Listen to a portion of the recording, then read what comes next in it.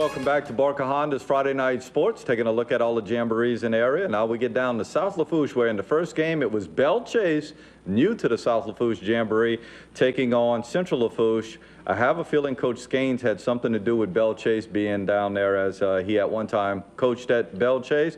Here we go. There are your Trojans who come in. Again, the early game, as you see daylight there. Central Lafourche actually kicks off to start this.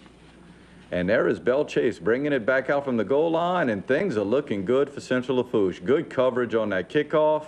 Unfortunately, that's one of the few things that look real good for Central Lafourche tonight. Belle Chasse can play, folks. They can do some things. Andrew Hicks is a quarterback, and he dumps it out to Trey Green here for a big gain. First and goal. No problems for that big guy. Robert Kennedy getting in for the touchdown.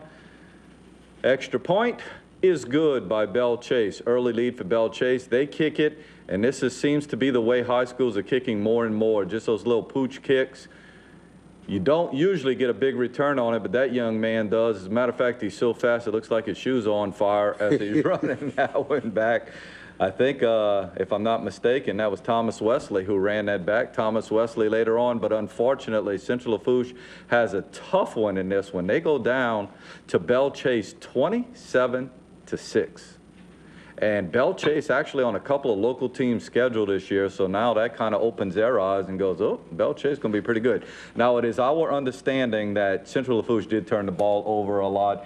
Keith Menard, coach over at Central Lafourche, is very successful everywhere he goes. I think given time, that'll be the situation for him. And again, don't want to slight that Belle Chasse is a good football team. You know, over there at Central, Keith's a great coach. Those kids have been going through similar situations like HL with coaching changes.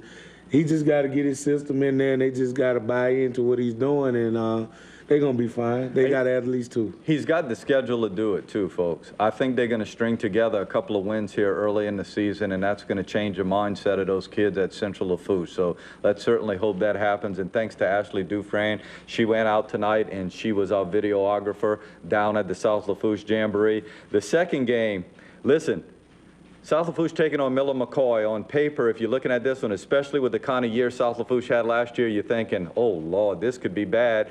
And McCoy comes out and scores the first touchdown of the game. And then you go, maybe McCoy's got something.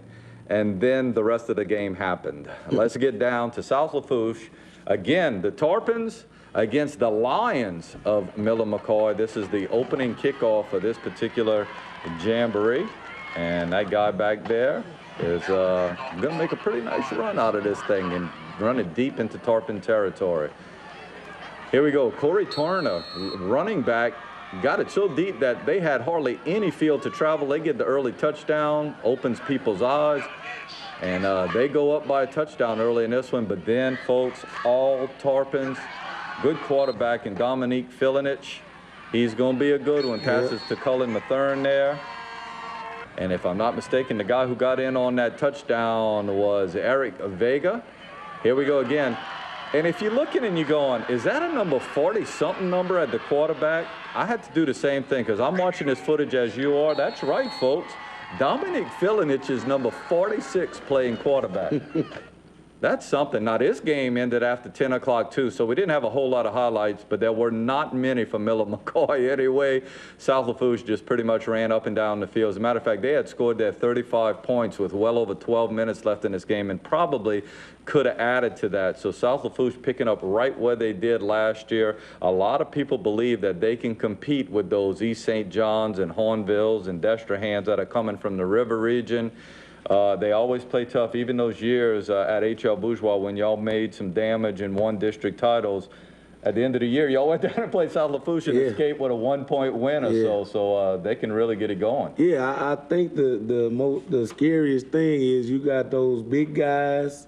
They're down there running track, getting faster, and Coach Gaines has come in with this up-tempo offense, and you got those big linemen laying on you all game, and you got guys out in space, you know, that can run the football and when they get in space. And they sort of have that South Terrebonne mentality also, real tough and hard-nosed kids down there that won't quit.